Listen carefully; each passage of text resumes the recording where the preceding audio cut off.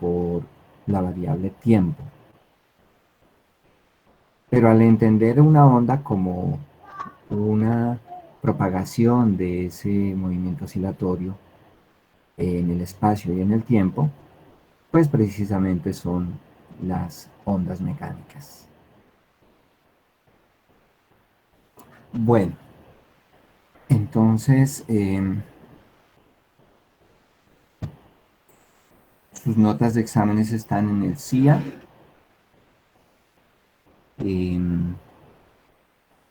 Vamos a ver acá si se encuentra el estudiante Zuluaga Rangel Felipe Andrés.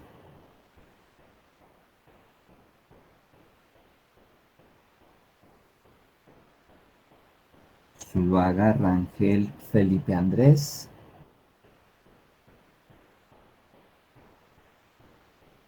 Bueno, no nos aparece por acá.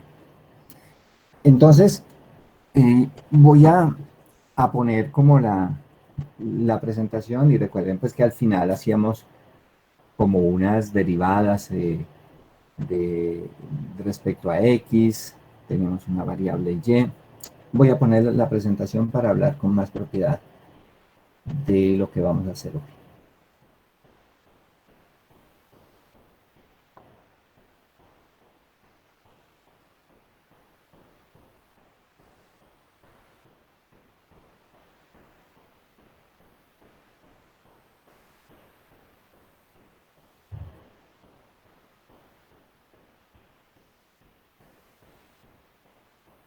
Bueno, aquí, eh, perdón, en esta diapositiva que era pues básicamente lo que nosotros intentábamos describir eh, entre las variables y y x, donde ese plano que define el lugar donde oscila, el lugar en que hay restricción para oscilar, que sería pues un plano, que lo podríamos describir como el plano XY, y la forma como conectamos con la variable tiempo. Esa es la parte importante aquí, es la parte nueva, digamos, en este capítulo de movimiento ondulatorio.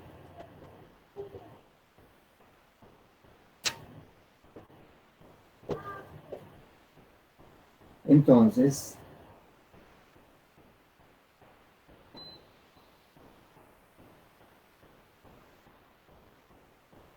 esa variable temporal está implícita en la definición de velocidad con que se propaga una señal a través de un medio que en este caso pues habíamos puesto como ejemplo inmediato y como ejemplo quizá más tangible el de una cuerda.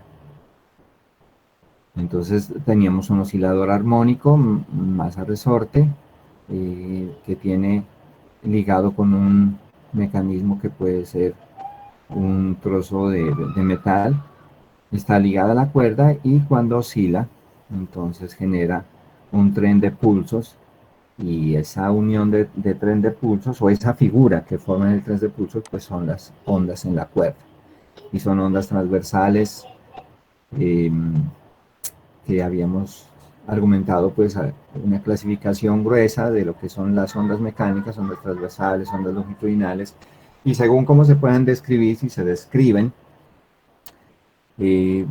describir significa que podemos saber qué está ocurriendo en cada punto por donde va pasando la onda. Eso significa describir. Entonces necesitamos una función y si esa función solamente depende de x, pues será en una dimensión. Si depende de x, y son dos dimensiones y depende de x, y, z son tres dimensiones en el espacio. O sea, esa clasificación uni, bi y tridimensional hace referencia a la descripción en el espacio. Eh, para el tiempo, pues no hay clasificación. O sea, las ondas existen en una cuerda, en un resorte, en el agua, eh, en el suelo, en una construcción. Se puede establecer un movimiento ondulatorio, en un edificio, quiero decir. Bueno, Y hacíamos énfasis pues que precisamente no había propagación de masa, sino simplemente eh, movimientos oscilatorios que tratan de imitarse respecto al oscilador que está produciendo ese tren de ondas. eh, de cada parte o de cada punto de la estructura o del objeto o del medio. ¿Sí? Pueden ser ondas en el agua, entonces eh, las moléculas de agua tratan de captar esa energía y ponerse a oscilar, pero se la van comunicando a las moléculas vecinas y eso es lo que propaga una señal. Bueno, en todo caso no hay transporte de masa, solamente hay oscilaciones de arriba abajo. Y aquí en esta presentación pues traigo nuevamente el tema de la propagación en un sentido y en otro, y que la función que nosotros buscamos es una función f que depende de los argumentos x eh, y el tiempo, pero aquí ya con la cinemática, teniendo en cuenta que la velocidad eh, es constante con la que se propaga la señal, la onda, y eso pues se desprende de la oscilación armónica, o sea, el oscilador armónico debe estar siempre oscilando de la misma forma. Pues eso significa que si no tenemos problemas en el medio, o sea, no hay eh, rupturas, no hay deformaciones irreparables, entonces vamos a tener siempre una velocidad de fase constante.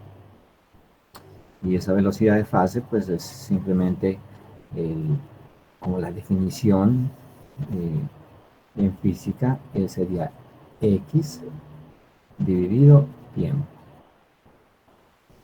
La que vamos a tener esta forma que se repite hasta donde alcance el medio o hasta donde alcance la propagación, o sea, hasta donde llegue la información. Entonces, eh, obviamente aquí esta conexión se observa cuando tenemos la posibilidad de describir, por ejemplo, lo que ocurre en cada punto de la cuerda, cuando le llega la información a ese punto de la cuerda, cuando ese punto de la cuerda recibe la orden de oscilar de arriba abajo y él se la comunica a los puntos vecinos, a los puntos que están aledaños. Y pues eso eh, no es más que la materia. O sea, cómo se propaga esa señal es porque los puntos de un trozo de cuerda, las partes de un trozo de cuerda, las partes de una pared, las partes de, de una cosa material como el agua, de una sustancia como el agua, incluso el mismo aire, eh, están interactuando entre sí, de tal manera que cuando hay una deformación de una parte, pues la va a sentir eh, casi que todo el extenso de la cuerda, o casi que toda la superficie de un lago, o casi que toda una capa de atmósfera o de aire. Entonces, pues aquí por esa ventaja de garantizar que la velocidad es constante, y repito, la velocidad es constante porque hay un oscilador armónico que está generando ese tren de pulsos, o ese tren de ondas, como dicen algunos autores. Y entonces un observador que está quieto eh, se pone de acuerdo con lo que observa un observador que se está moviendo con, con la onda, o sea, se está moviendo con la señal, o sea, Y' se mueve con la señal. Recuerden que la señal es simplemente una orden de oscilar, de ponerse a oscilar. Es como si eh, tratara cada parte de la cuerda de imitar lo que hace el vecino. Esa es la orden a la que yo me refiero, o la señal a la que yo me refiero. Y que en últimas es la energía y la cantidad de movimiento que transporta la onda. Entonces, los dos gráficos pues es para ilustrar cuando una onda se propaga hacia la derecha, cuando una onda se propaga hacia la izquierda, o mejor, en forma más general, cuando una onda se propaga en más x y cuando una onda se propaga en menos x. Entonces, los dos observadores se ponen de acuerdo y la función entonces nos quedaría con el signo menos para un caso y más para el otro. Menos cuando viaja en sentido más x y más cuando se viaja en el sentido negativo de x. Ahora, optamos por hacer una evaluación de la razón de cambio de la función y respecto a x y una segunda razón de cambio de y respecto a x. Lo mismo para el tiempo, una razón de cambio de la función y respecto al tiempo y una segunda razón de cambio de y respecto al tiempo. ¿Por qué hacer este tipo de cosas? Porque alguien se puede preguntar, ¿pero qué hace esto? O sea, ¿será que eso ya está eh, trazado en alguna parte y hay que siempre hacerlo así? No, la justificación es importante que ustedes me escuchen de manera muy clara y directa. La explicación es que cuando tenemos dos variables, tenemos una función y que depende del espacio y del tiempo.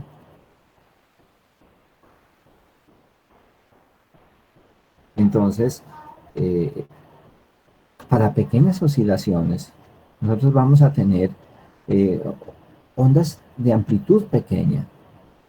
¿Y qué significa eso físicamente? Bueno, aparte de que tenemos la ventaja de que el, el ángulo o el desplazamiento eh, es relativamente pequeño. Por ejemplo, para el caso de un péndulo simple, nosotros decíamos, bueno, o donde encontramos variables angulares, decíamos que el ángulo no podía ser eh, mayor que 16 grados, o podía ser máximo igual a 16 grados. Entonces, eso para hacer énfasis en que las oscilaciones tenían una amplitud pequeña.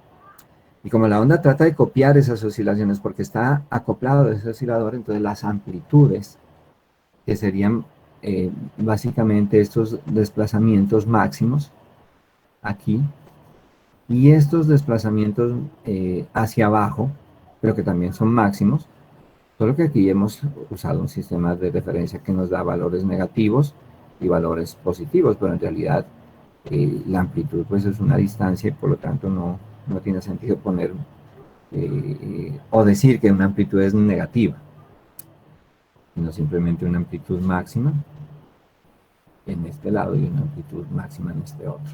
Entonces esa amplitud también es pequeña. Y también es pequeña por una razón que es muy importante, es porque para mantener, para establecer mejor un movimiento ondulatorio que nos sirva para enviar una señal a otro lugar sin desplazarnos, es más fácil, se gasta menos en energía o se emplea menos energía, se emplea menos potencia, en otras palabras, se paga menos, cuesta menos, cuando las ondas tienen amplitud relativamente pequeña. O sea, estoy hablando de ondas que pueden tener apenas unos milímetros, 5 milímetros de amplitud, otras que pueden tener 10 centímetros de amplitud, pero ya sabemos pues que la utilidad costará más, si la amplitud es más grande, y costará más en el sentido de, físicamente, aparte pues de los precios y de lo que nos cueste producir unas oscilaciones que mantengan, que establezcan y mantengan las ondas, perdón, eh, es precisamente por la posibilidad de mantener un movimiento armónico.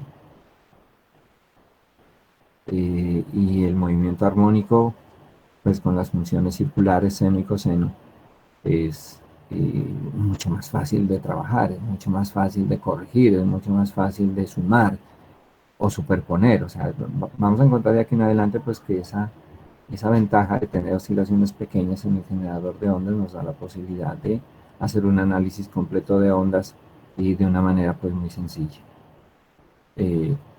Si hay ondas que pierden el ritmo, que no son esas curvas suaves que hemos dibujado aquí como ejemplo, pues vamos a tener varios problemas para la descripción y más que todo para saber cómo llega una señal a un lugar.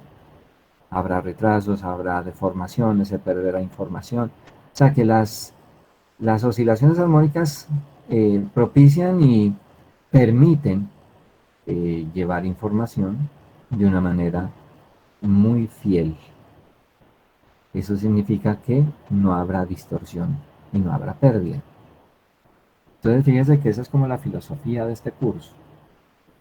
Y eso es lo que realmente ocurre en todo lo que tiene que ver con el uso de señales ondulatorias.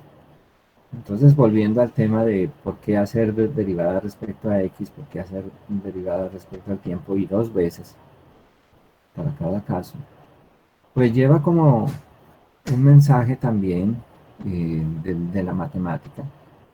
Y nosotros sabemos que de y de x, por ejemplo, es la definición de la pendiente de una curva, en este caso sería la curva a la cuerda, en cada punto. Entonces nosotros aquí estamos calculando, básicamente es cómo cambia de dirección, eh, si está en esta parte, está ascendiendo, está aquí, llegó al máximo y empieza a descender, luego pasa por cero, etcétera. Estamos evaluando esa rapidez de cambio. Y en el espacio y en el tiempo. Entonces aquí hacíamos derivadas 2 en el espacio y derivadas 2 en el tiempo. Estamos viendo qué tan rápido lo hacen. Ese punto, cómo se propaga, eh, hasta dónde alcanza a llegar y qué información lleva. Entonces cuando hacemos primera derivada tenemos la pendiente y la segunda derivada estamos tratando de hacer un análisis más cercano a cada punto de la cuerda, por ejemplo aquí en el punto P.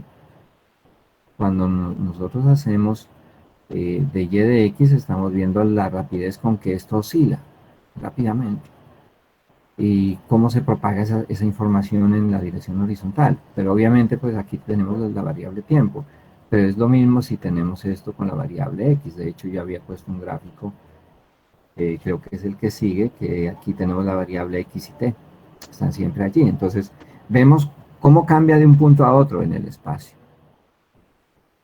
Y hacemos un zoom de eso, un estiramiento de eso para ver detalles sobre esa información que llegó, detalles sobre esa oscilación de cada parte de la cuerda. Entonces, cuando hacemos el estiramiento, pues obviamente estamos haciendo la segunda derivada. Entonces, estamos volviendo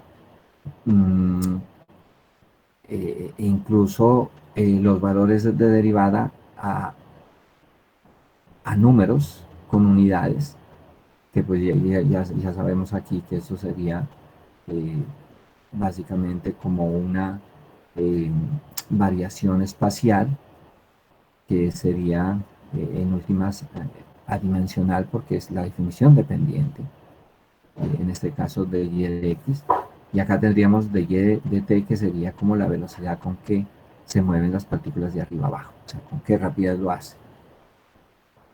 Eh, y se evalúa en cada punto porque puede haber distorsiones, porque puede haber fallas de la comunicación de energía, puede haber defectos en esa comunicación de energía.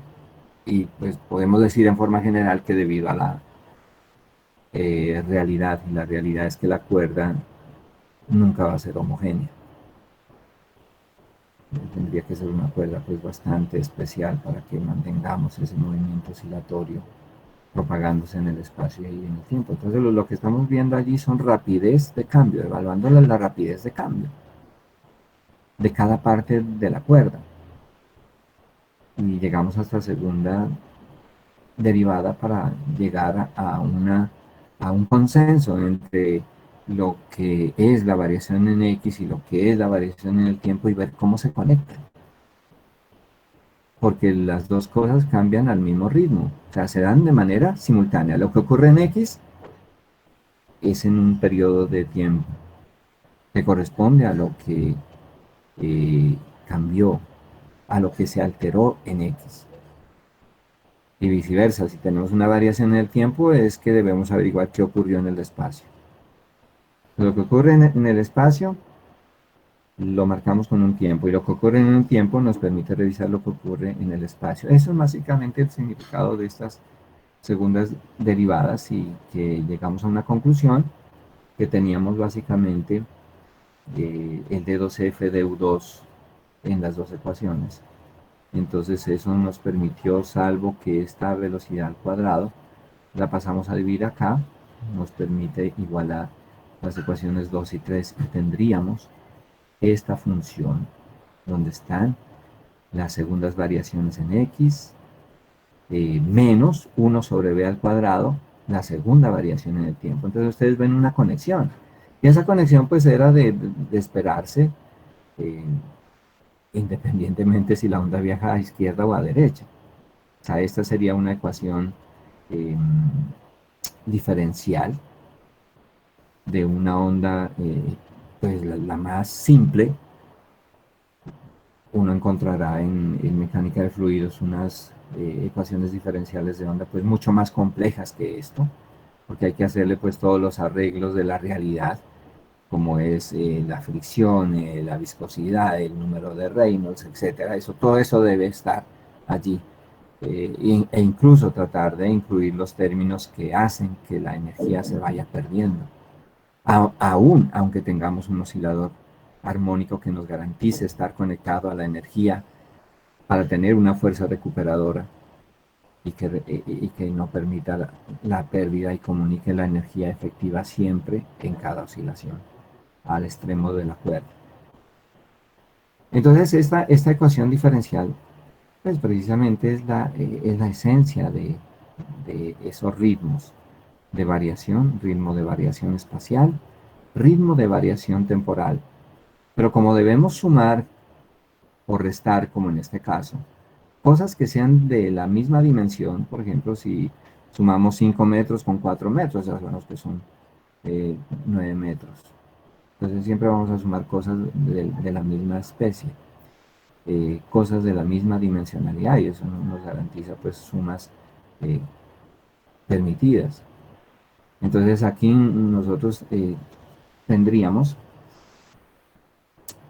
que las dimensiones de esto deben ser iguales a las dimensiones de esto.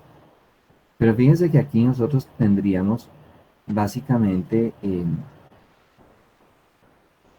metros sobre segundo al cuadrado. Y la velocidad es metros sobre segundo. Y como está al cuadrado, serían metros cuadrados sobre segundo al cuadrado. Metros de aquí del resultado de esta eh, evaluación o de este operador de derivada, pues él se cancelaría con un metro cuadrado de acá, y los segundos pues serían el numerador, segundo al cuadrado con el segundo al cuadrado de acá. O sea que esto sería simplemente un número, o sea, esto no tiene que tener dimensiones. Entonces cuando yo digo que debemos sumar o restar cosas de la misma especie, pues incluye a que yo pueda sumar números que representen algo, pero sin comprometerme con las dimensiones. Entonces aquí lo que tendríamos, lo que yo les decía a ustedes, las dimensiones de esto pues serían eh, metro cuadrado sobre metro cuadrado. Sería solamente un número. Pues esto es igual a cero. O sea, el cero significa que no se compromete tampoco con ningún tipo de unidades. O sea, ese es el sentido que le damos a la ecuación 4. Una ecuación diferencial de onda libre de que cualquier término, cualquier componente, pues vaya a tener una dimensión. Y no puede tener dimensiones diferentes, obviamente. Debemos sumar números o restar números. Entonces, esa ecuación diferencial, eh, al darnos la oportunidad de hacer las evaluaciones de las variaciones en el espacio y en el tiempo, no tuvo la necesidad de pasar por la física, solamente eran operaciones o realizamos operaciones eh, matemáticas. Pero ahora vamos a probar entonces cómo sería esta ecuación 4, el equivalente a la ecuación 4, porque esto es infalible lo que hemos hecho aquí. ¿Cómo sería cuando utilizamos las leyes de Newton? Entonces aquí solamente vamos a considerar pues ondas que ya están establecidas en, en una cuerda que está tensionada, y que vamos a escoger una fracción, una partecita de esa cuerda, desde aquí hasta aquí, y la vamos a aislar. Y sería amplificando esa parte, este trocito de cuerda que estaría sometida a tensión en la parte superior, tensión T, que forma un ángulo θ2 con respecto a la horizontal, y este punto 1, que sería la misma tensión T en magnitud, por eso no he puesto flechitas, pero que como vector pues tiene una dirección diferente, θ1. Entonces la inclinación de cada punto pues obviamente no va a ser igual. La inclinación, de hecho, y a propósito la ponemos aquí como diferente. La inclinación está dada por el ángulo θ1 en la parte inferior y el ángulo θ2 en la parte superior.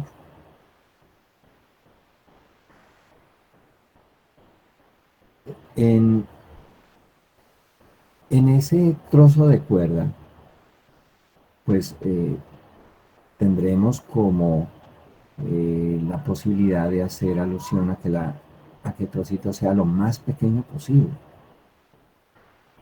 Y como tenemos una onda sinusoidal, básicamente o cosenoidal, que dibuja la cuerda, pues nosotros sabemos que las funciones seno y coseno son funciones circulares.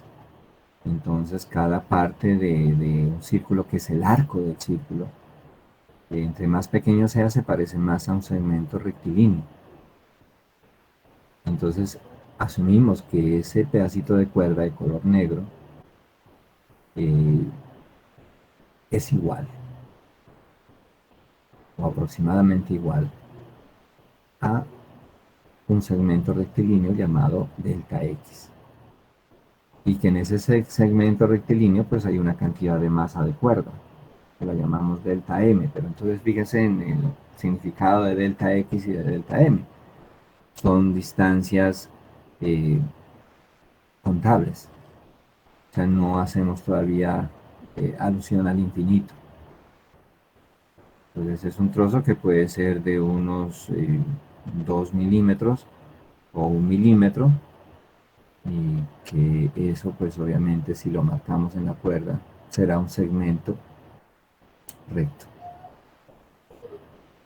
La tensión en, en toda la cuerda es la misma, siempre y cuando la cuerda eh, sea homogénea. O sea, esa es la garantía y eso es lo que voy a anotar aquí. O sea, la cuerda debe estar sometida, como la cuerda de guitarra, a una tensión eh,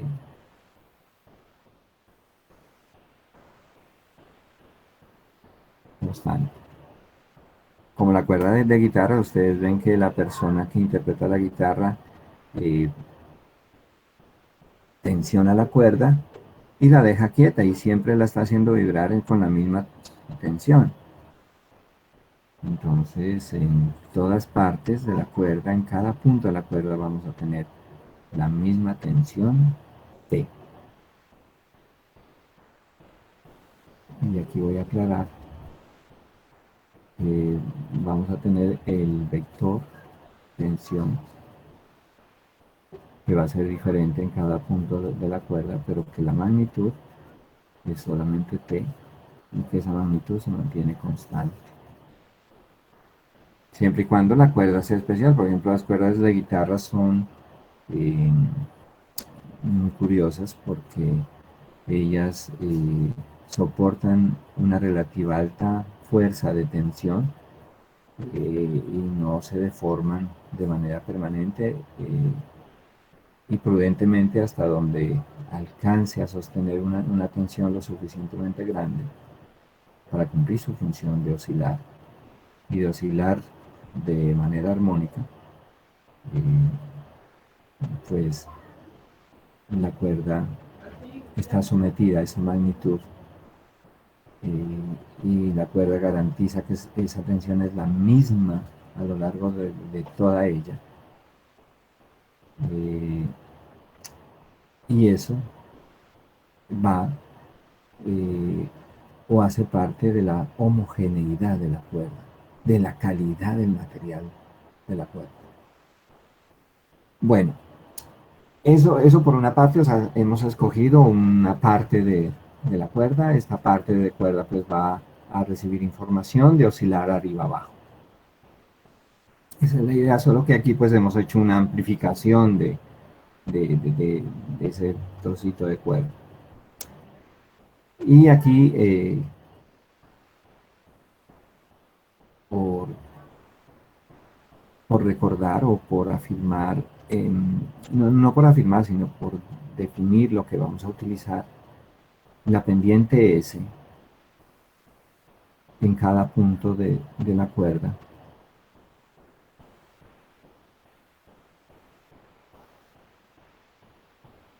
Por definición es la derivada de Y de X. Esa es la definición de pendiente como lo dije anteriormente. Entonces podemos calcular la pendiente en el punto 2, que será diferente a la pendiente en el punto 1, porque ustedes ven ahí sugestivamente que las direcciones de las flechitas de color rojo son distintas. Y si son distintas, entonces vamos a tener diferentes valores de S. Pero en general nosotros podemos calcular la pendiente en cualquier punto de la cuerda. Entonces tenemos una derivada parcial, pues porque y depende del tiempo también, pero entonces hacemos énfasis en que solamente en la pendiente vamos a contar con la derivada respecto a x. Y que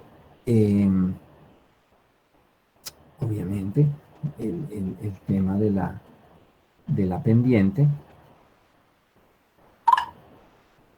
en matemáticas sabemos que es igual a la tangente del ángulo. Y esa es la, la definición rigurosa de pendiente. ¿Sí? Entonces, la derivada primera de y respecto a x o la tangente del ángulo. Entonces, en el punto 2 tendremos tangente de teta 2 y en el punto 1 tendremos tangente de teta 1. En general, tendremos tangente de teta cuando queremos encontrar la pendiente en cualquier punto. Bien, en ese segmento que he señalado aquí, de delta X, de ocupación de longitud delta X y de contenido de masa delta M, nosotros podemos aplicar una propiedad que nos permite saber cuál es la distribución de esta masa en esta longitud delta X. Entonces, aquí definiremos una cantidad con esta letra griega mu, que sería la densidad lineal de masa, que sería el delta M dividido delta X.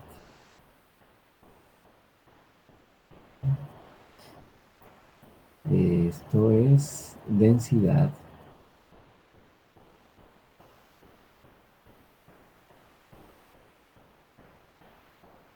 lineal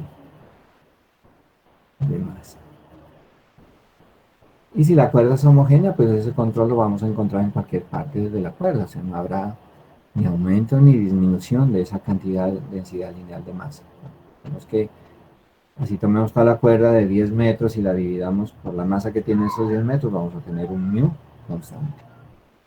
Que si lo comparamos con el valor pues de apenas un metro o apenas 50 centímetros o apenas 5 centímetros, vamos a tener ese mu siempre igual cuando la cuerda es homogénea. Bien, entonces ahora aplicamos la segunda ley de Newton, vamos a señalarlo aquí, entonces, según la segunda ley de Newton,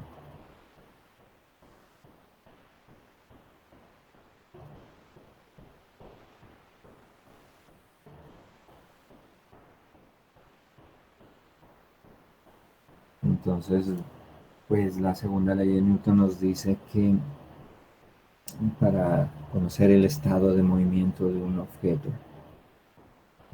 debemos encontrar la fuerza neta, la fuerza total.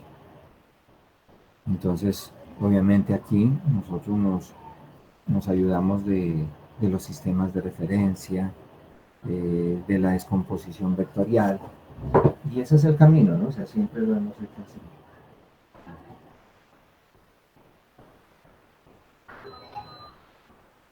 Entonces, para encontrar esa fuerza neta que actúa sobre la masa delta M, nosotros vemos allí que hay dos tensiones.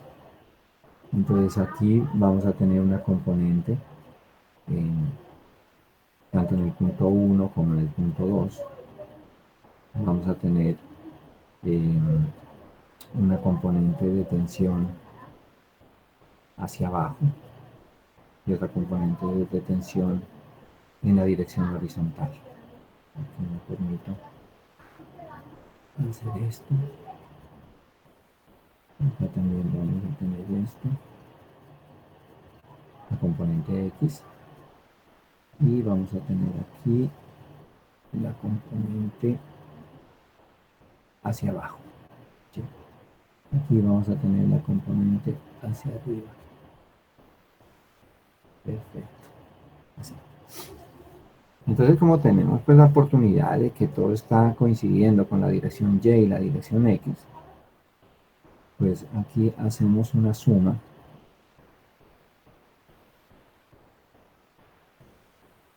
de fuerzas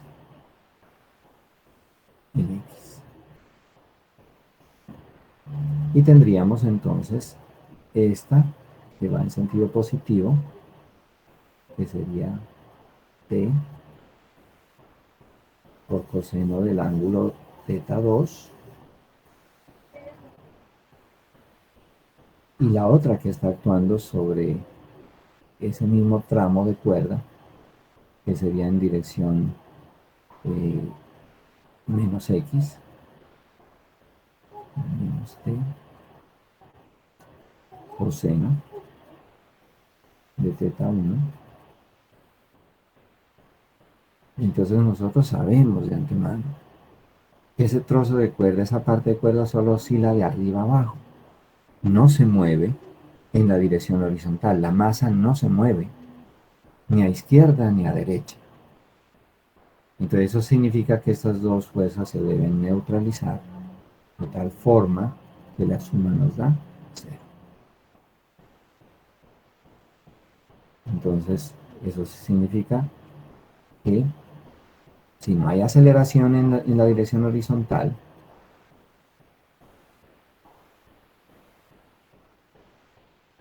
la aceleración será toda en la dirección vertical.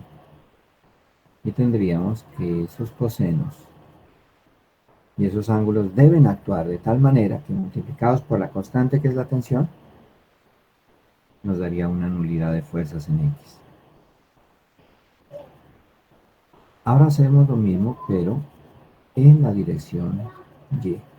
Suma de fuerzas en Y. Entonces tendríamos una hacia arriba. Y aquí ya no usamos el coseno, sino pues sería el opuesto acá en un triángulo rectángulo, sería el lado opuesto al ángulo θ2, y lo mismo acá, el lado opuesto al ángulo θ1. T seno de θ2 menos T seno de θ1.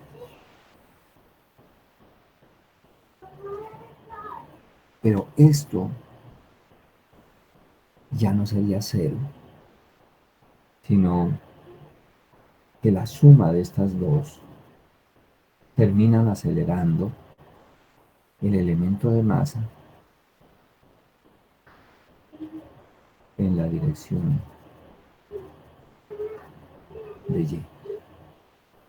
Claro, ese movimiento sí se observa, ese movimiento es fundamental para sostener el movimiento ondulatorio y es la parte de la cuerda que trata de imitar el movimiento del oscilador. Bien.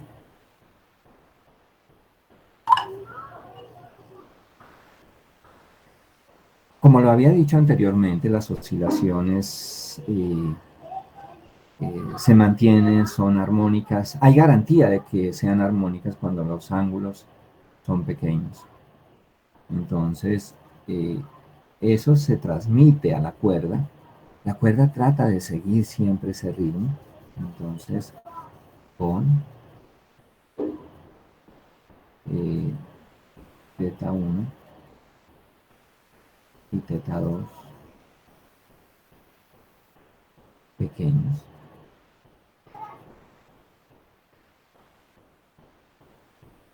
Ponemos aquí entre paréntesis del orden de 16 grados. Que son los límites que pusimos a los osciladores en general. Eso significa que nosotros tendríamos la oportunidad, entonces, para ángulos θ menor o aproximadamente igual a 16 grados, pues podemos usar una similitud que existe para ángulos pequeños, que sería que el seno de esos ángulos representados por θ son aproximadamente igual a la tangente de θ. Solo con esta condición. De θ, tangente de θ.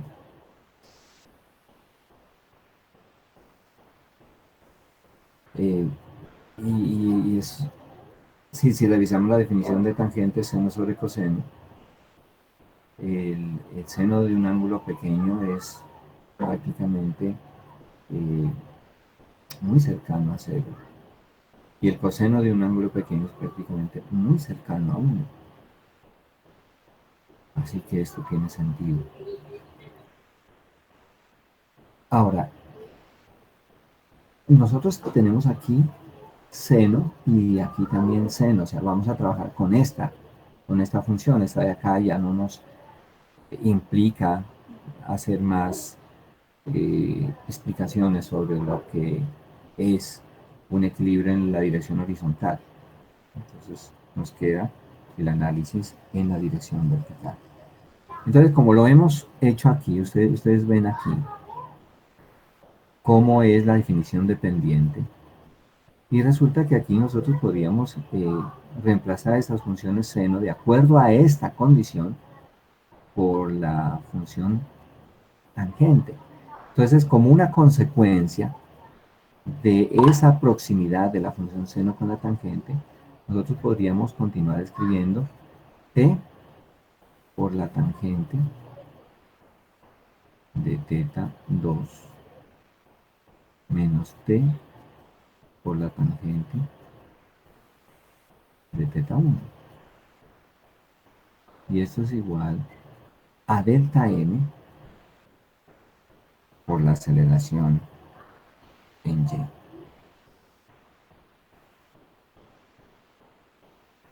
Delta m por la aceleración en la dirección y, o que depende pues de la variable y para no confundirnos posiblemente con la dirección x. En dirección x no hay movimiento de masa, no hay propagación de masa. Entonces, eso significa que en esta aproximación, que es completamente pues válida bajo estos argumentos, pues básicamente aquí tendríamos la definición dependiente de y de x. Entonces, nosotros podemos escribir aquí la tensión como factor común de la pendiente sería S2 menos la pendiente aquí sería S1. Y en este lado dejamos lo mismo por allí. Entonces fíjese que lo que hay de diferencia en el punto 2 respecto al punto 1 es una diferencia de pendientes. Los ángulos pues serán muy parecidos, pero el tema es que podríamos considerar ese, ese cambio de pendientes como un delta S. Así, en esa secuencia, o sea, el delta S sería S2 menos S1.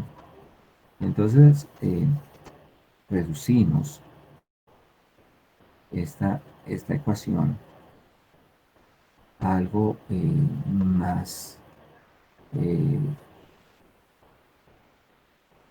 más cercano a la dinámica de Newton, como consecuencia. Y este delta M, si lo despejamos de aquí, nos quedaría delta M igual a mu por delta X. Entonces aprovechamos de una vez esa relación mu por delta X. Entonces fíjese cómo nos lleva esta por la aceleración a Y. O sea, cómo nos lleva el problema a cosas más propias de lo que son las ondas unidimensionales. Sí, más característico de esas ondas unidimensionales. Eh,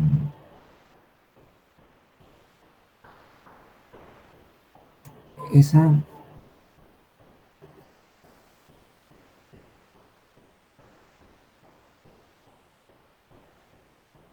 esa relación de delta S y delta X, pues obviamente que es una relación gruesa en cuanto a que tenemos una distancia apreciable delta X y en cuanto a que tenemos una diferencia de amplitudes eh, muy bien diferenciable o muy bien distinguible, con buena distinguibilidad. Entonces nosotros aquí podríamos, sin problema, o sea, esas son cantidades contables, delta S, y puedo pasar a dividir sin ningún problema el delta X. Y a este lado de acá solamente me quedaría mu por una aceleración Y.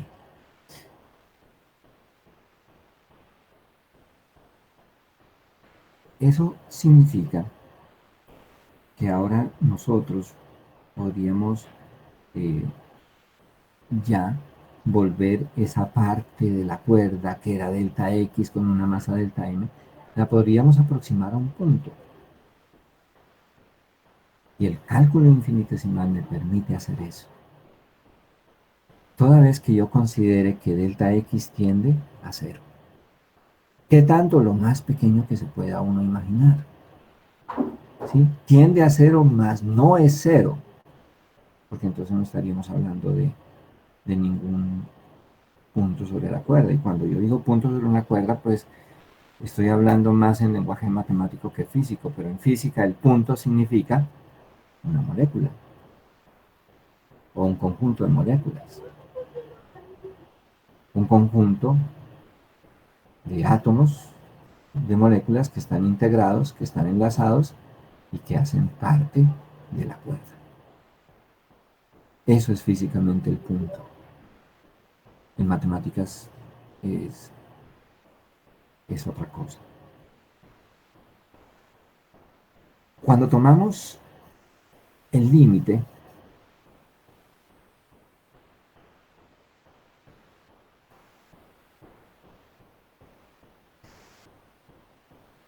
de delta X lo más pequeño posible de la razón delta S sobre delta X, pues simplemente es la definición de derivada. Y esa definición de derivada me dice que, por seguridad, yo derivo la pendiente S en, en la coordenada X únicamente, porque a lo mejor tiene un tiempo asociado, y de hecho va a ser así porque estamos hablando de una onda. Pero esta derivada, estoy haciendo referencia solo a lo que ocurre con esta parte, y después volvemos a esta ecuación. Esta derivada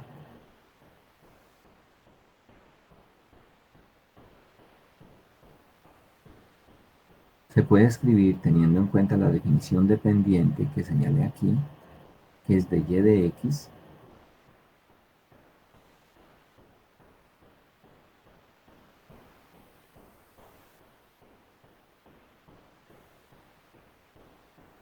sería igual a volver a derivar y con respecto a x.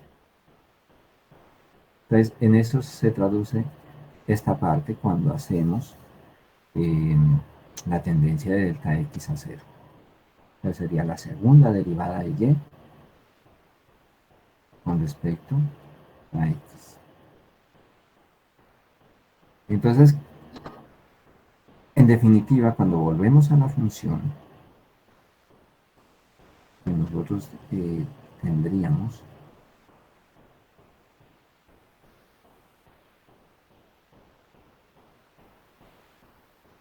una relación de segundas derivadas respecto al espacio con las correspondientes derivadas segundas respecto al tiempo. Vamos a usar otra hoja.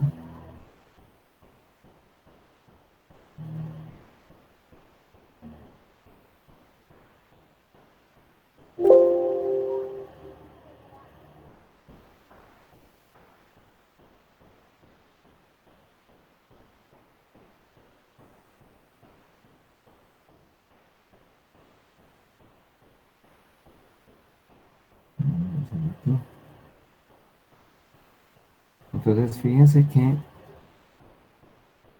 la, la segunda ley de Newton nos quedaría que la magnitud de la tensión por la derivada de y respecto a x segunda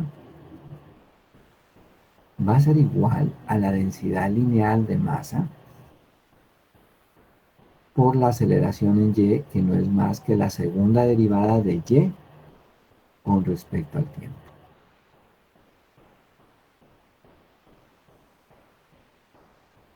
Si pasamos esta parte al otro lado a restar, pero antes dividimos por la tensión, entonces tendríamos ya la ecuación diferencial desde el punto de vista de la física.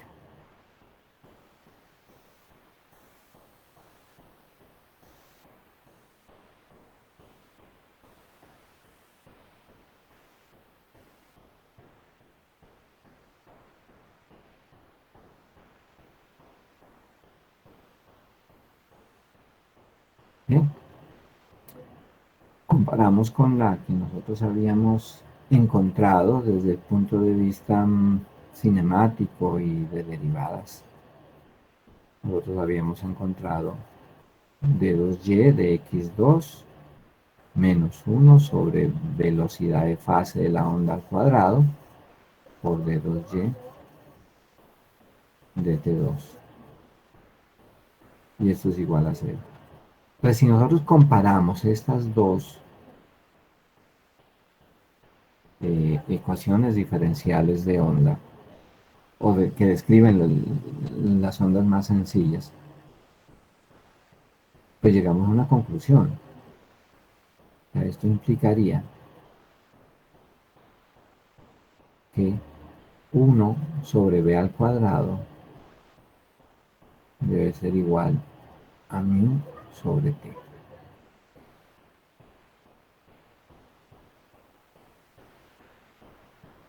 la velocidad de propagación o la velocidad de fase será la raíz cuadrada de t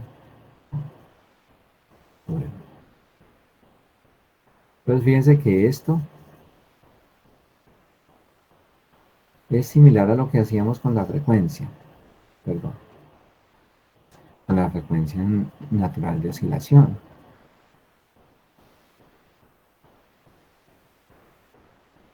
que simplemente lo que hacíamos era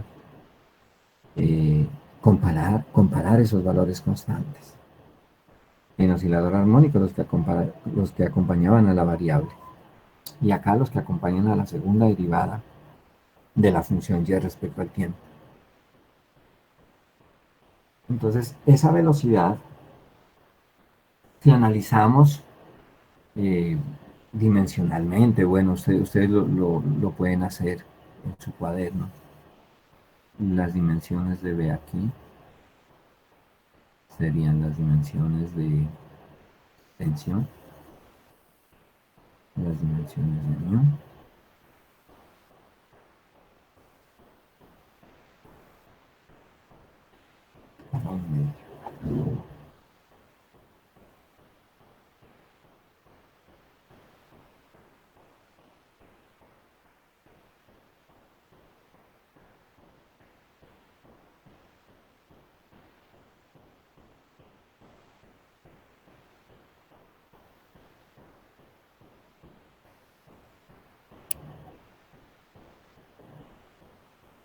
eh, comprueben por favor las dimensiones de velocidad.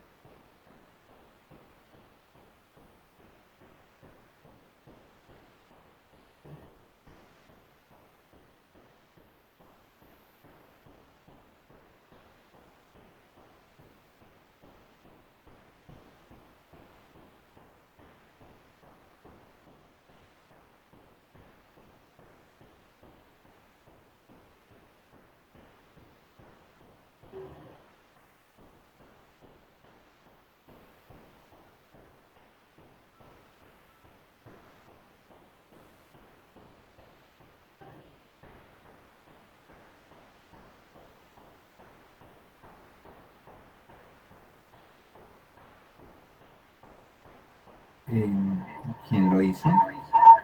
Profesor, es Newton kilogramo metro. Pues porque la tensión está en newtons, no. Y ese mu es lo de la cosa pues de la masa de la cuerda, La la densidad, densidad lineal. sí, Y eso está en kilogramos, no. Kilogramos metro. kilogramos sobre metro, sí. Pero entonces esa Bien. velocidad queda muy rara, ¿no? Newtons, kilogramo metro. La tensión en Newton, sí.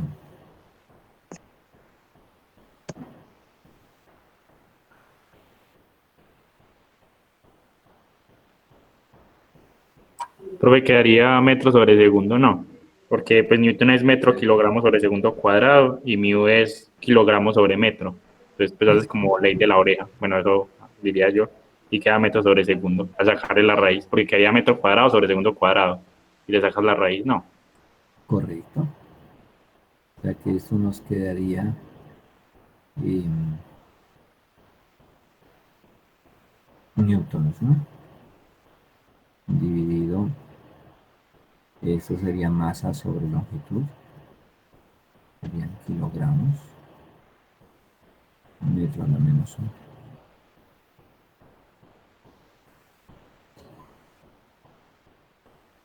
Entonces las unidades en el sistema internacional de medidas, metro, kilogramo, segundo, nos quedaría metro sobre segundo.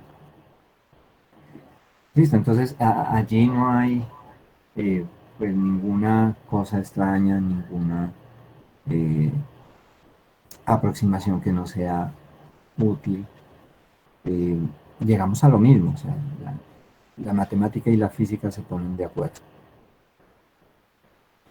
en, en la descripción de las ondas, eh, con esa gran ecuación diferencial. La ecuación diferencial es la que nos permite encontrar eh,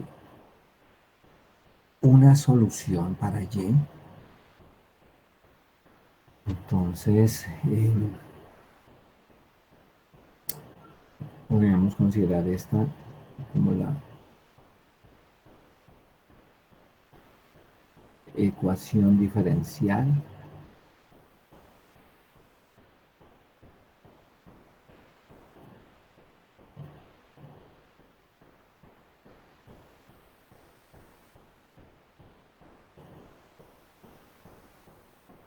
de ondas mecánicas. ¿Sí? Y en general la podríamos aplicar para ondas en una cuerda, ondas en un resorte, ondas en el agua, digamos, el mismo procedimiento que nosotros hicimos acá. Y la vamos a enumerar como 1. Entonces, ¿qué nos espera? Resolver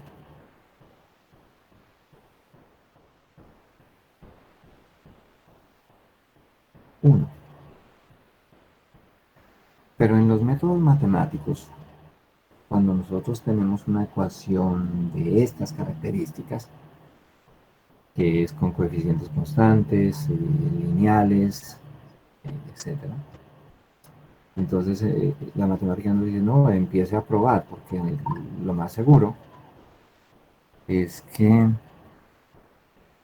haya una función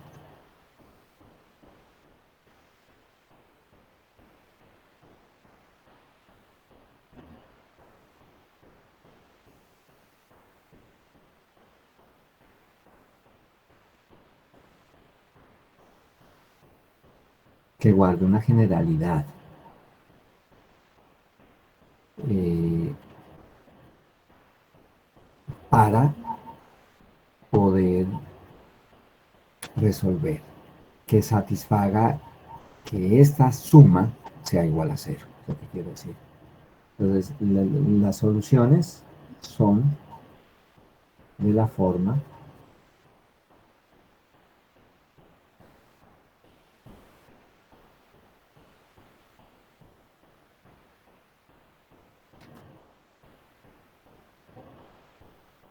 y de x y t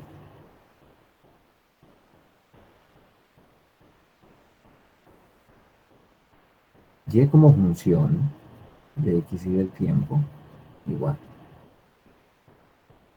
a un valor máximo de desplazamiento en la dirección vertical,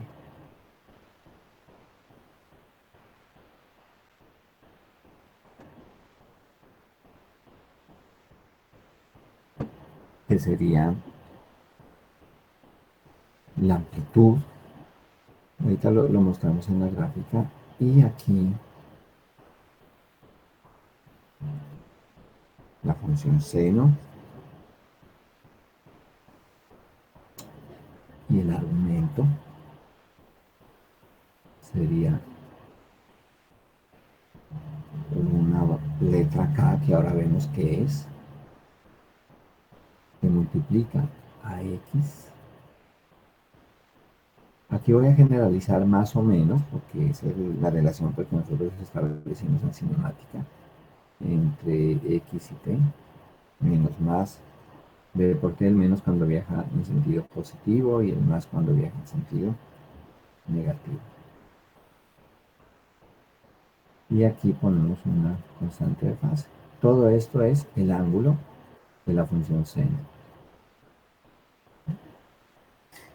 Todo eso es el ángulo de la función seno.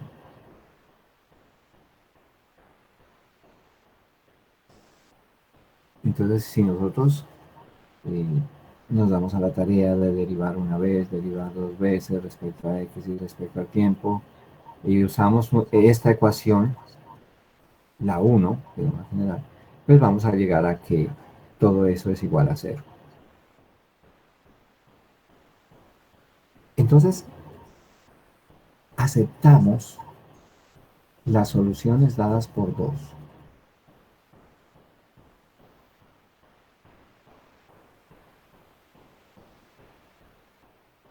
Y esas soluciones dadas por 2, por la ecuación 2, la vamos a llamar función de onda.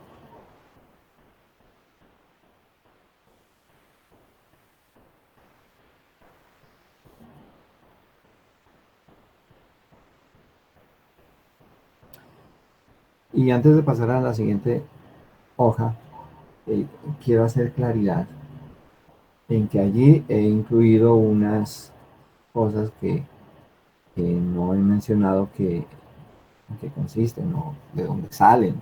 Bueno, que lo haremos a continuación, pero independiente de eso, lo que quiero señalar es que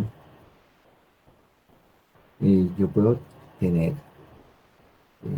diferentes funciones de onda que satisfacen la ecuación 1, tan solo cambiando el valor de k, y sigue siendo solución.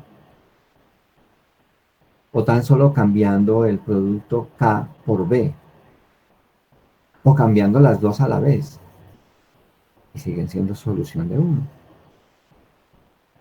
O sea que yo aquí tendría el problema general resuelto, y podría escoger cualquier función de onda.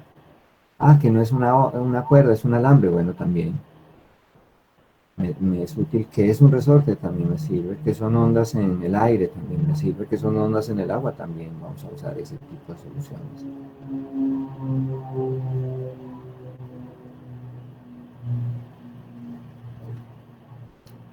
Recuerden que todo este argumento de la función seno debe estar dado en grados o en radianes. Entonces eso significa que la ecuación diferencial y la función de onda tiene, esta es nuestra ecuación 1, tiene una ecuación diferencial que tiene este tipo de funciones que son soluciones. Y que aquí, obviamente, al escribir este paréntesis aquí, lo voy a hacer pues solamente refiriéndome a él. Destruyendo el paréntesis tendríamos k por x menos más k por b por t más delta. Entonces lo que he escrito aquí como k debe tener unidades inversas de distancia. Pues aquí todavía no sé qué es k, pero en la diapositiva que sigue les voy a mencionar. Esto debe tener unidades de metros para menos 1. Y que ese producto k por b debe tener dimensiones de segunda a la menos 1. Porque estas cantidades solo son números, no deben tener dimensiones. Porque los argumentos de las funciones seno y de las funciones coseno son argumentos considerados como números puros. ¿De acuerdo? Entonces esto se debe cumplir estrictamente. Esto y esto. Entonces vamos acá. Ahora, ¿qué son esas cosas? Pues aquí escribo la función, pero en lugar de escribir el producto k por la velocidad, escribimos w. ¿Y por qué lo escribo como w? Porque tiene unidades de segunda a la menos 1. Se cancela con las unidades de segundos y nos queda radianes. Entonces w sería radianes sobre segundo. Bueno, es w. K se define como 2pi sobre lambda, y lambda es una distancia. Lambda es el periodo espacial. Entonces aquí, entre el punto A y el punto B de la onda,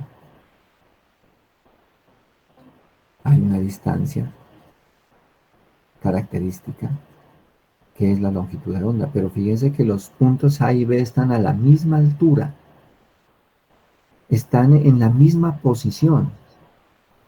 O sea, eso significa que los puntos A y B están en fase. Y estar en fase significa que están moviéndose de la misma forma. Están moviéndose hacia arriba. Están ocupando los mismos espacios, moviéndose hacia arriba. Y tienen asociados los mismos tiempos, moviéndose hacia arriba.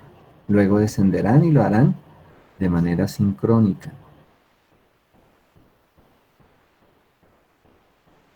Entonces, la longitud de onda,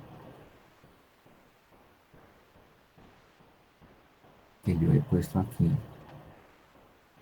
con la letra griega lambda,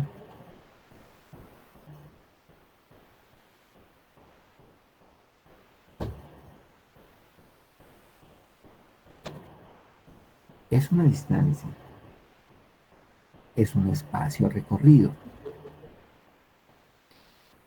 Hasta encontrar que un punto, el más cercano, que esté moviéndose, que esté oscilando en fase. Entonces podríamos decir que la longitud de onda es la distancia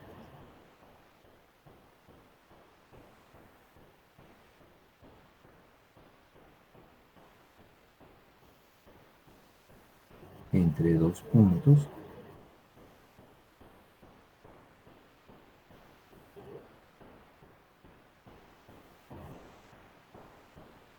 adyacentes o consecutivos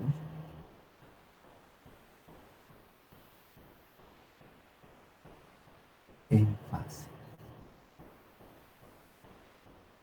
en sincronía, en relación directa. Si el uno va hacia arriba, el otro también, y lo mejor, que van al mismo tiempo. Entonces, esa es la distancia mínima, porque alguien me puede decir, bueno, es que yo puedo tener, por ejemplo, permítame, yo me adelanto acá, este punto y este punto también están en fase. Pero es que me he saltado otro que es adyacente al primero. Los dos están arriba, luego empezarán a descender. Entonces esta distancia es la longitud de onda. ¿De acuerdo? Eso es longitud de onda. Es la distancia mínima entre un par de puntos que estén en fase. O que tengan la misma fase. Esa es la longitud de onda. También se conoce esa distancia como periodo espacial. Y vamos a escribirlo. Lambda también se conoce como periodo espacial.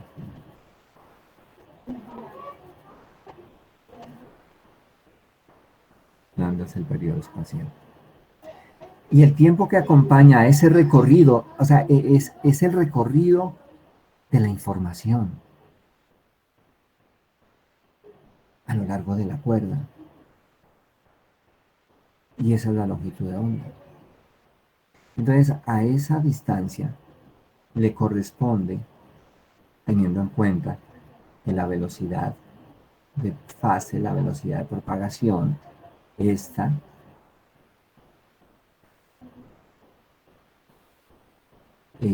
es ese espacio tan particular que recorre la señal, que recorre la información dividido en periodo. Pues esto nos debe dar una constante, porque la velocidad de propagación de la onda en una cuerda bajo las condiciones más estrictas, pues es constante. Lambda sobre periodo. De tal forma que eso lo tenemos aquí, velocidad lambda sobre periodo, que nos permite conectar con el inverso del periodo, que sería la frecuencia. Entonces simplemente velocidad igual a longitud de onda por la frecuencia en Hz. Dado que el periodo es el inverso de la frecuencia en Hz. Tengan en cuenta que es lo mismo que nosotros estudiamos en el movimiento oscilatorio. La frecuencia angular se relaciona con la frecuencia f a través de 2pi y se relaciona con el periodo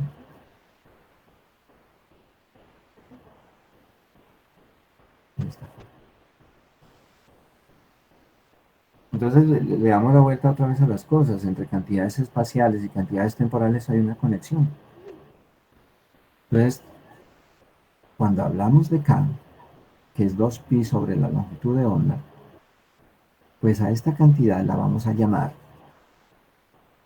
número de onda.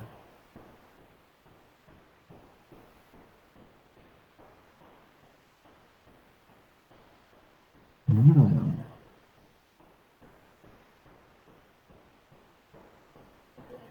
¿Qué significa? Que como estamos hablando del argumento de la función seno, pues se nos viene a la cabeza otra vez las funciones circulares. Entonces es como si ese camino,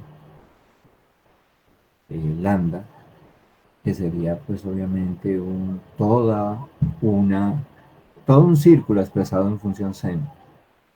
Y el círculo se completa cuando el ángulo hace un recorrido de 2pi. Entonces K nos dice en 2pi radianes cuántas longitudes de onda alcanzan o cuántas longitudes de onda hay comprendidas. Ese es el significado del número de onda.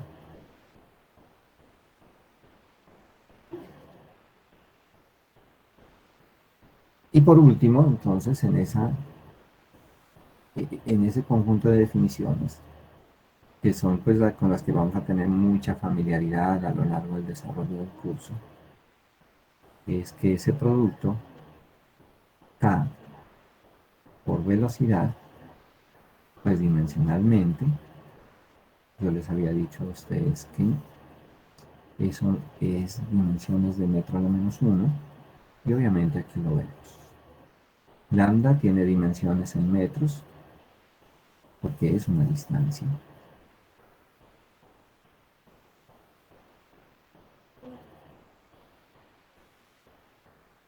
Entonces se cancelaría con los metros de velocidad y nos quedaría solo segundo a la -1. Y esas son las unidades de W. Ya que aquí, esta relación que tenemos aquí es la relación fundamental de las cantidades angulares con las cantidades lineales. Entonces, angulares, ¿por qué?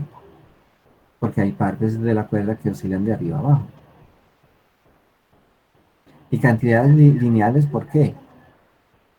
Porque son los desplazamientos de la energía y de la cantidad de movimiento. En otras palabras, son los recorridos que hace a lo largo de la onda la información. Son los recorridos que hace la señal.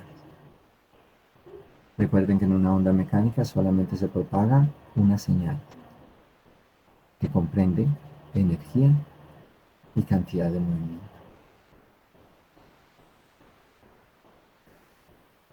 ¿Hay alguna pregunta hasta ahí?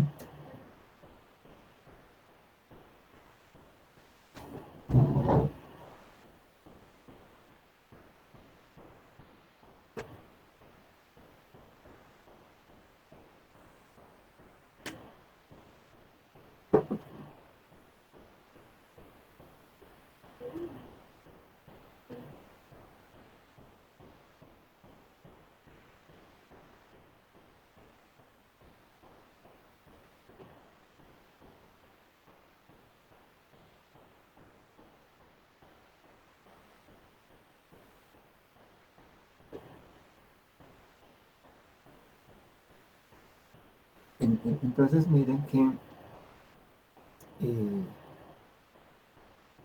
las cantidades temporales corresponden a las mismas cantidades de oscilador armónico, frecuencia, periodo. Y ahora acá, fíjense que vienen como en correspondencia, lo que ocurre en la variable X con lo que ocurre en la variable T. Entonces allá también hablamos de frecuencia natural de oscilación. Hablamos de frecuencia en Hertz y hablamos de periodo. ¿Qué es lo único nuevo que encontramos acá en las ondas? Lo demás es lo mismo. Esta cantidad espacial, que es el espacio recíproco, que es el inverso de la longitud de onda. Entonces, en las soluciones en las que nosotros estamos interesados para la ecuación diferencial,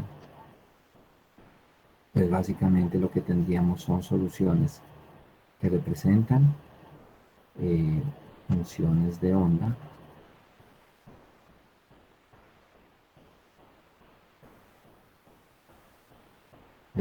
¿no? Porque en realidad puedo tener ahí una infinidad de, de tipos de ondas. Entonces, funciones de ondas armónicas.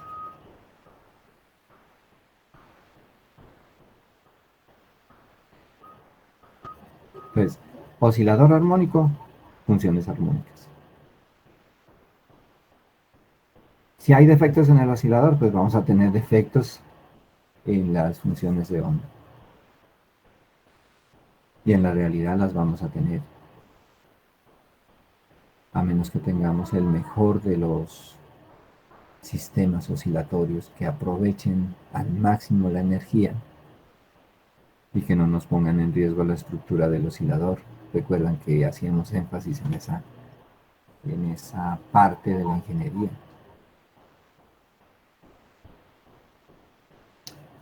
Ahora, aquí he realizado un gráfico porque hace parte también de las características de la onda. Entonces yo puedo decir que una onda en general se caracteriza por lambda, se caracteriza por W o F. En realidad cuando nosotros utilizamos las ondas necesitamos saber cuánto es F de esa onda.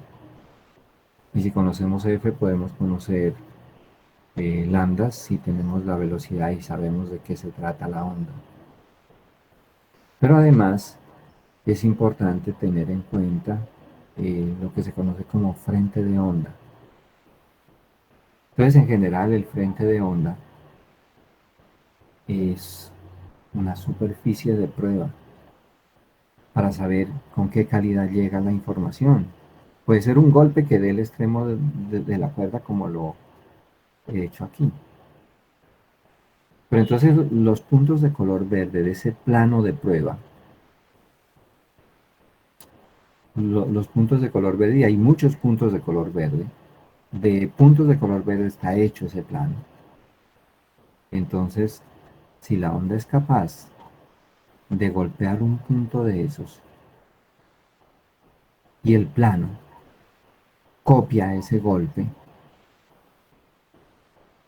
o recibe el impacto también por los puntos vecinos a este punto que lo recibió primero, entonces todos estos puntos empiezan a moverse en fase. A que todos los puntos verdes reciben un golpe hacia arriba, entonces todos se mueven hacia arriba. Si todos los puntos verdes reciben un golpe hacia abajo, pues todos se mueven hacia abajo. Entonces todos aquellos puntos se articulan en una superficie de prueba. Y esa superficie de prueba es el frente de onda. Entonces, en el caso de las ondas transversales en una cuerda, vamos a tener un frente de onda plano.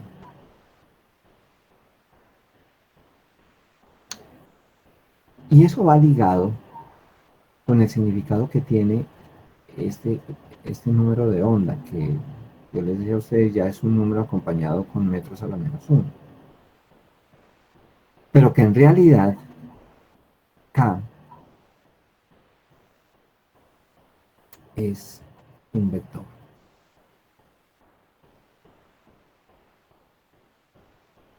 conocido como vector de onda.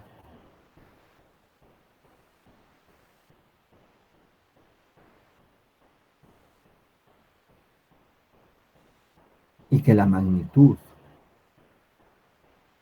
de ese vector de onda es el número de onda K. Entonces, ¿para qué es útil?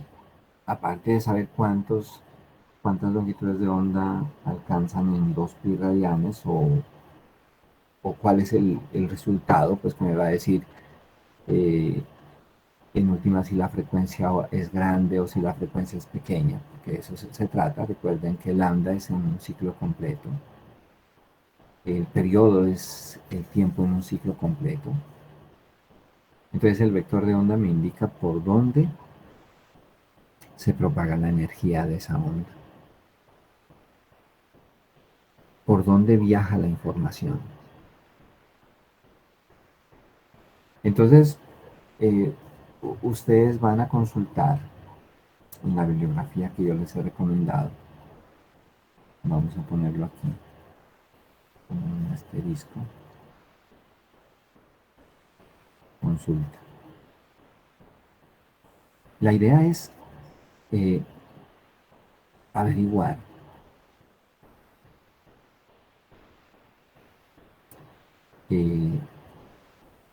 si únicamente existen frentes de onda plana. Entonces, solo existen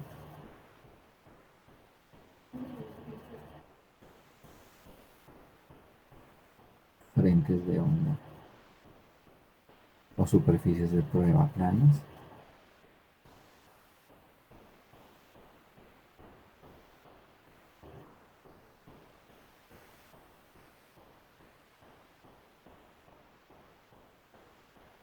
Entonces ustedes tienen que argumentar de acuerdo a lo que puedan leer.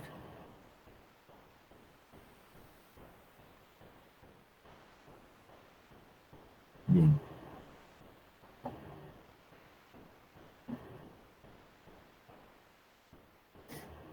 Vamos a resolver un problema teniendo en cuenta la función de onda. Entonces nos dice el autor que un tren de ondas en una cuerda se describen mediante la función y de xt igual a 0.001 metros, o sea, eso es un milímetro,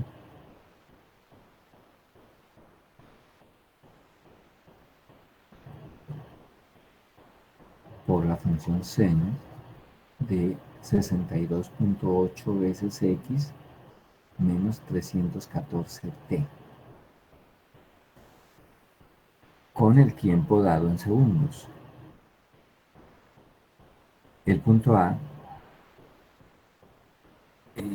se encuentra ahí, obviamos ese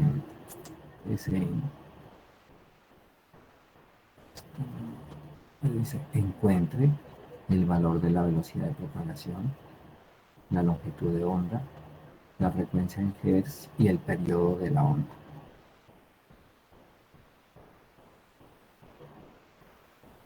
Luego nos dice, ¿cuál será la frecuencia W del oscilador?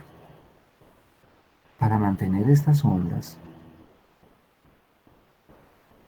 debe estar ligada la cuerda a un oscilador.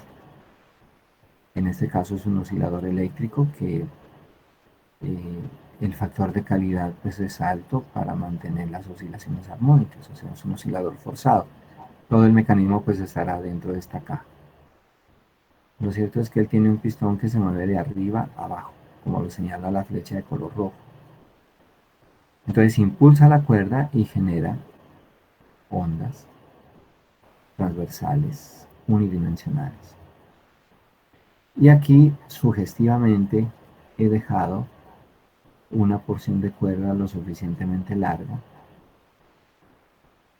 que rompe un poquito el esquema de la cuerda de guitarra.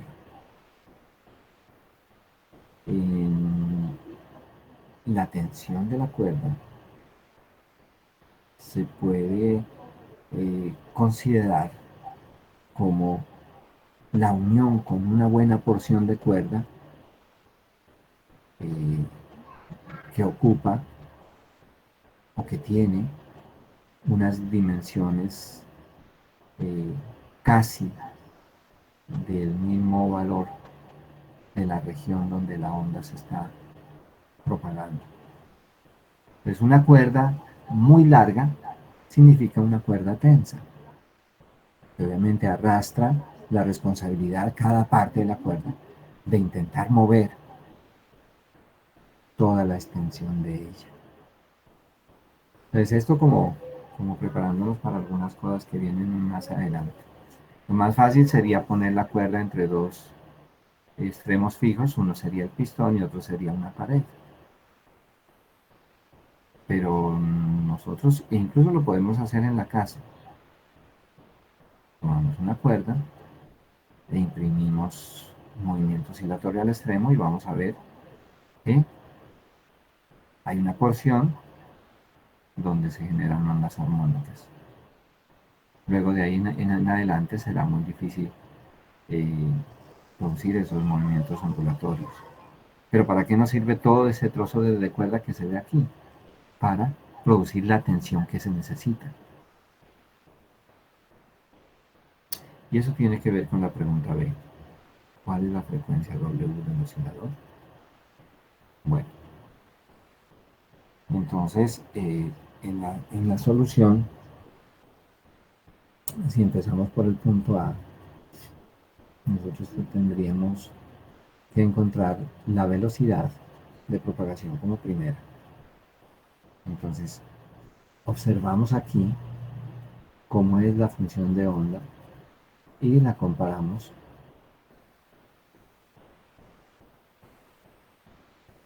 con la que conocemos como la función generatriz de infinitas ondas. Y0, seno, ahí debe haber un K multiplicando a X, se propaga hacia la derecha porque usa el signo menos, y aquí viene un número, perdón, no estoy poniendo números, menos omega t, y la fase sería cero, o sea, no se considera según la función que nos dan, a menos que nos digan lo contrario. Entonces, recuerden que identificamos lo que tiene que ver con K, sería 62.8. La amplitud está en metros, suponemos que todas las distancias están en metros, entonces sería metros a la menos 1. Y W sería 314 radianes sobre segundo. Entonces, con esto nosotros podríamos usar la relación del producto de la magnitud de K por la velocidad de fase igual a W. Esto significa que la velocidad de fase la podemos encontrar usando esos valores y dividiéndolos. W sobre K. Y eso significa que tendríamos entonces 314 radianes por segundos a la menos 1 dividido K, que sería 62.8 metros a la menos 1. Entonces ustedes ven que las dimensiones ya están. Los radianes desaparecerían para las dimensiones de velocidad porque no son funciones no son dimensiones, perdón, propias, son dimensiones que aparecen para acoplar. Entonces la velocidad nos daría 5 metros por segundo. Ese sería el valor de velocidad. Y como vector, entonces lo podríamos escribir como 5 metros por segundo en la dirección del vector unitario y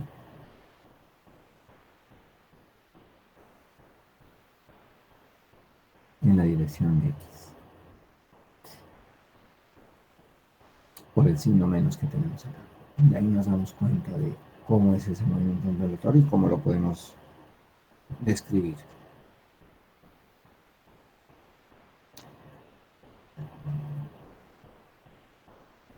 Ahora necesitamos encontrar la longitud de onda. Entonces,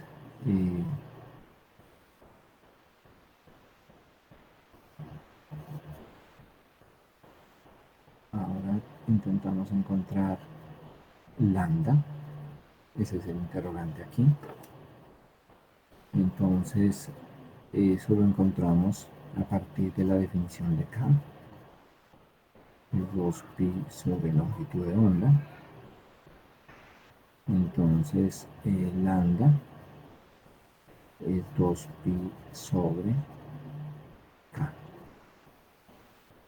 Ya que esto es 2pi y el valor de K está dado en la función de onda, 32.8 metros a la menos 1. Hacemos la operación. 62.8. El denominador se nos da 0.1 metros. Está la longitud de onda, o sea que tendríamos 10 centímetros de longitud de onda. La frecuencia en Hertz, F. Entonces, W igual a 2pi por F. De tal manera que F es igual a W sobre 2pi. Fíjense cómo se van combinando las cantidades temporales y cómo se combinan las cantidades espaciales. Entonces aquí tenemos 314 radianes segundos a la menos 1 dividido 2pi. 314 radianes por segundo dividido 2pi. Eso nos da 50. Recuerden que solamente nos quedaría segundo a la menos 1. Y para F pues utilizamos los hertz. Hago énfasis en que hertz es como la unidad que se adoptó para la frecuencia F, pues gracias a uno de los físicos que llevó a cabo la demostración de la existencia de ondas electromagnéticas, pero eso sirvió para generalizar a cualquier tipo de movimiento ondulatorio. Hertz. Bien. El periodo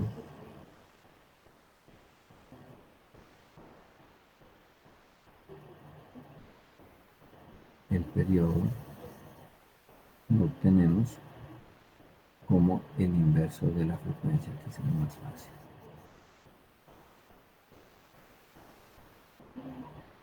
Y eso sería un 50avo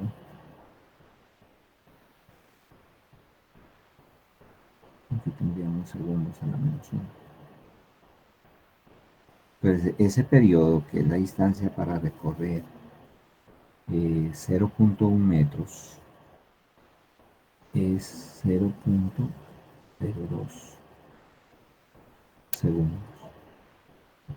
Entonces tenemos frecuencia en hertz y tenemos periodo, oscilación en segundos.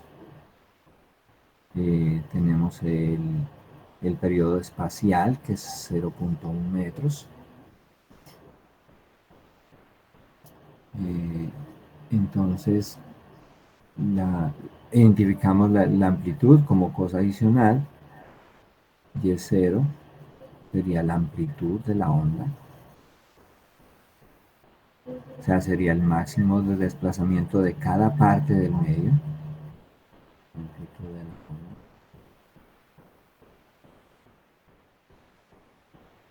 Y sería siempre, vamos a considerar ese término que está acompañando a la función sen. Y es 0, y en este caso sería entonces 0.001 metros. Entonces, para darnos cuenta que esa amplitud es de dimensiones pequeñas, es distancia pequeña. ¿Sí? Y eso va muy bien con los ángulos menores o iguales a 16 grados o amplitudes pequeñas. 0.001 metros.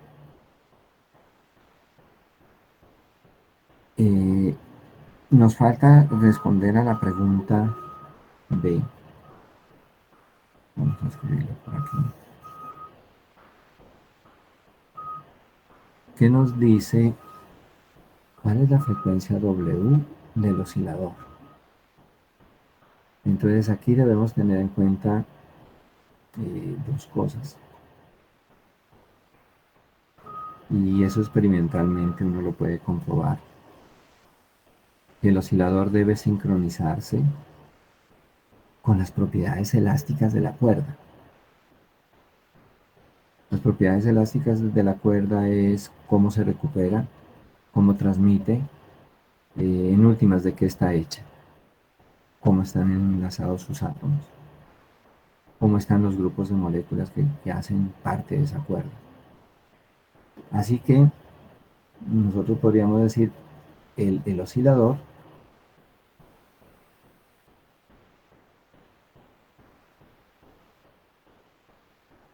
en las mejores condiciones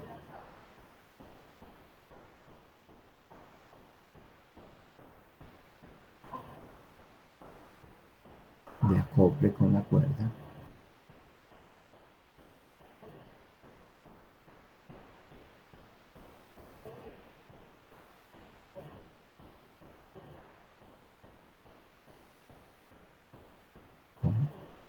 tendrá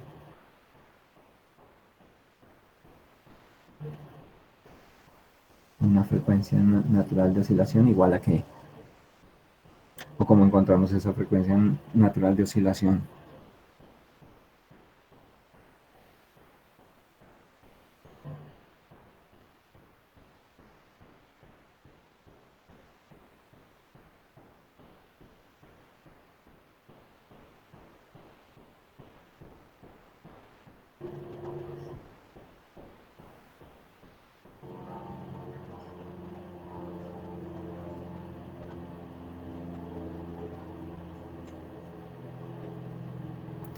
¿O cuál sería la conclusión para esa frecuencia natural de oscilación del oscilador?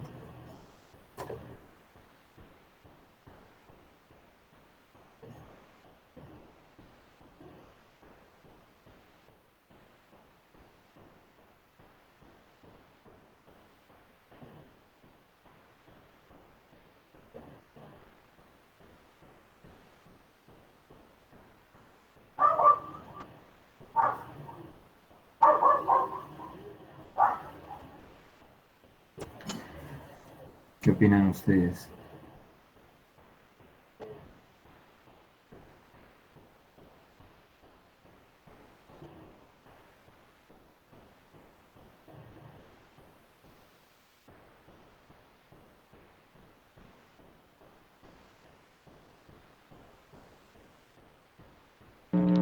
Profe, yo pensaría que es aproximadamente igual al de la cuerda.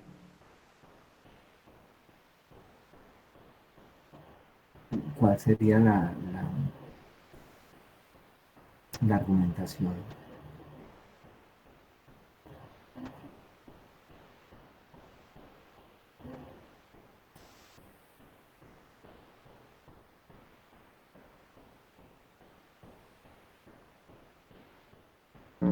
Es como Profe, si nosotros... Ajá. pues yo creería que como estamos trabajando en las mejores condiciones de acoplamiento, la cuerda siempre trata, pues por decirlo así, de imitar el movimiento del oscilador. Entonces, por eso pensaría yo que es aproximadamente igual. Exactamente, eso genera otra pregunta. Si las condiciones de acople, perdón, si las condiciones de acople no son las mejores, ¿es posible que el oscilador armónico no genere ondas armónicas en la cuerda?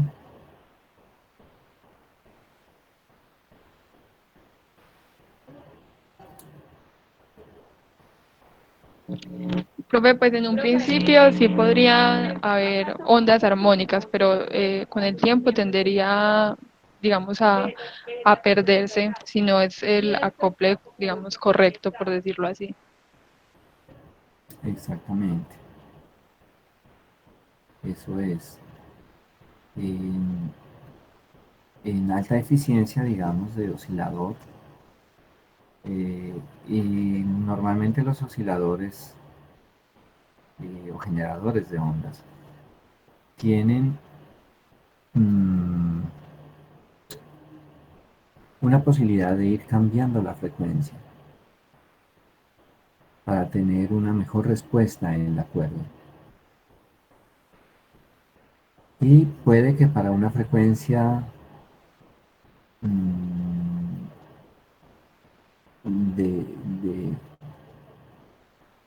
de búsqueda, o sea, que nosotros hayamos probado, haciendo un recorrido por varios valores de frecuencia, pues habrá algunos valores en los cuales la cuerda ni siquiera va a responder. Entonces se supone que en este acople se ha buscado la mejor frecuencia. Y eso significa que habrá una mejor transferencia de energía a la cuerda, una mejor transferencia de potencia a la cuerda. Entonces eso ocurre como en el fenómeno de resonancia. Es que queremos poner a oscilar cada parte de la cuerda, entonces debemos prever que haya una frecuencia adecuada, que sería como una frecuencia de- de resonancia, en este caso del oscilador eléctrico, con respecto a la cuerda, cómo oscila la cuerda. Entonces, si hay buen acople, garantizamos que haya frecuencias de resonancia. Entonces, la cuerda va a absorber energía, va a oscilar de manera muy similar al oscilador, porque las frecuencias son muy similares, muy cercanas. Eh, Va a haber una eh, fuerza en las oscilaciones de la cuerda, porque siempre va a haber una fuerza. Y esa fuerza pues tiene nombre propio, es la fuerza recuperadora para cada parte de la cuerda, que estará en fase con la velocidad, o sea, ni más ni menos que lo que nosotros estudiamos eh, en los osciladores acoplados, en la resonancia que debería haber en los dos osciladores. Entonces eso no se da para cualquier frecuencia, se da para frecuencias muy cercanas. Entonces lo que podríamos responder aquí es que esa frecuencia natural de oscilación del oscilador va a ser muy parecida a la frecuencia con que se puede mover la cuerda. De nada vale que yo intente poner a oscilar la pared de, de una habitación con cualquier oscilador. Pues no vamos a tener oscilaciones. Entonces cuando nosotros hablamos de las frecuencias muy cercanas, es precisamente porque estamos tratando de comunicar de una manera muy efectiva el movimiento oscilatorio a cada parte, a cada punto de una pared. Si estamos muy cercanos a coincidir con la frecuencia con que oscilaría la pared, en este caso con la frecuencia con que favorecería las oscilaciones de la cuerda, pues entonces tendremos ondas armónicas. Entonces eso es muy importante. De tal manera que ante esta pregunta, nosotros diríamos, bueno, es que el oscilador es el adecuado para eso, ya que tendríamos básicamente los mismos 314 radianes por segundo. Aproximadamente los mismos.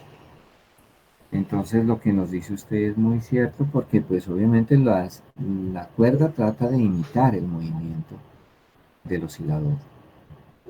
Trata de seguir el ritmo del movimiento del oscilador que está conectado a la cuerda. Trata de copiar la misma longitud de onda.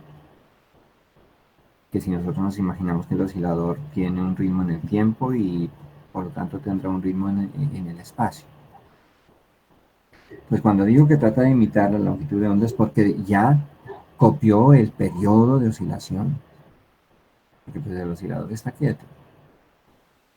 Pues no podríamos tener longitud de onda, pero si en la cuerda que está extendida tendríamos longitud de onda. Bueno, ¿hay alguna pregunta adicional a lo que hemos dicho?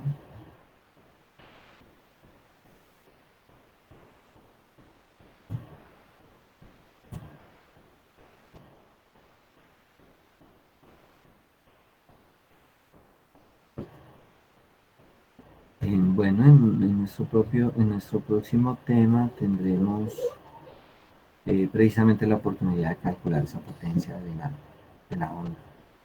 O sea, si está llegando energía a diferentes puntos de la cuerda es porque hay una fuerza recuperadora en cada onda. ¿Quién la indujo? El oscilador. ¿Cómo está respondiendo el medio? Eso es lo que vamos a evaluar. En las mejores condiciones tendríamos la misma energía del oscilador, pero pues, vamos a ver que ahí, como en esa velocidad de propagación, porque ahí empieza el problema. En esta velocidad, fíjense que la efectividad para que se propague la señal a lo largo de la cuerda depende de la tensión y depende de cómo está distribuida la masa en la cuerda. De tal manera que si tenemos una cuerda defectuosa, bueno, esta es la cuerda, y aquí tenemos una fisura, un problema, pues obviamente vamos a tener un cambio brusco de velocidad. Y aquí vamos a tener en esta fisura, en esta parte, vamos a tener una distorsión de la velocidad de propagación y quizá ya no sea constante. Pero una vez que salve esto en adelante seguirá con velocidad constante. Entonces ese cambio de velocidad en ese problema que hay en la cuerda real, pues nos daría oportunidad de hablar de un fenómeno de dispersión.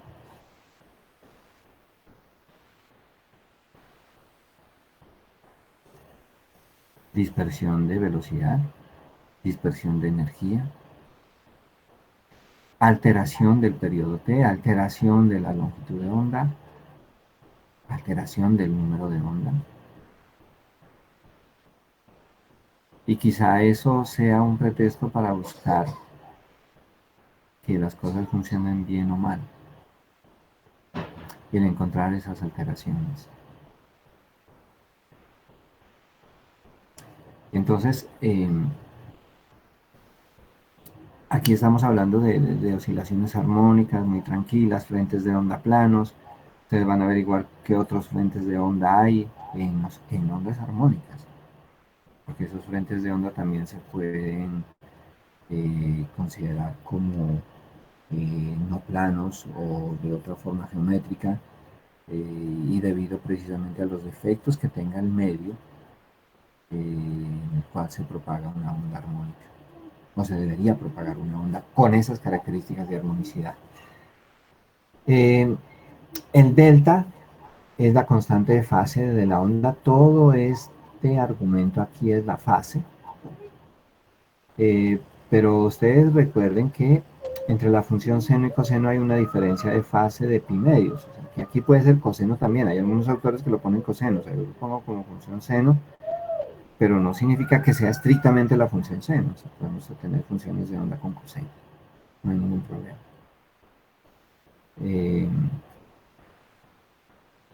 y como, como tarea de conclusión que ustedes mismos pueden sacar a lo largo de las definiciones de los fenómenos que hemos venido explicando. Entonces, esta función de onda tendrá alguna relación con la función del oscilador armónico, con X, o bueno, en general, porque uno puede nombrar como sea oportuno, ¿no? Función de X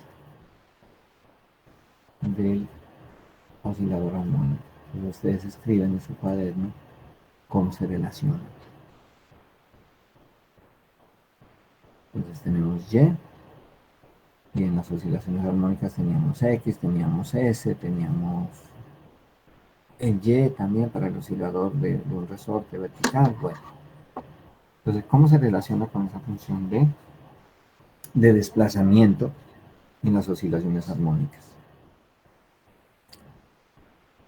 Bueno, entonces el día viernes eh, empezamos el tema de la revisión de sus cuadernos, ¿no? Recuerden que todas estas consultas, cosas que vamos planteando, cada clase deben estar ahí.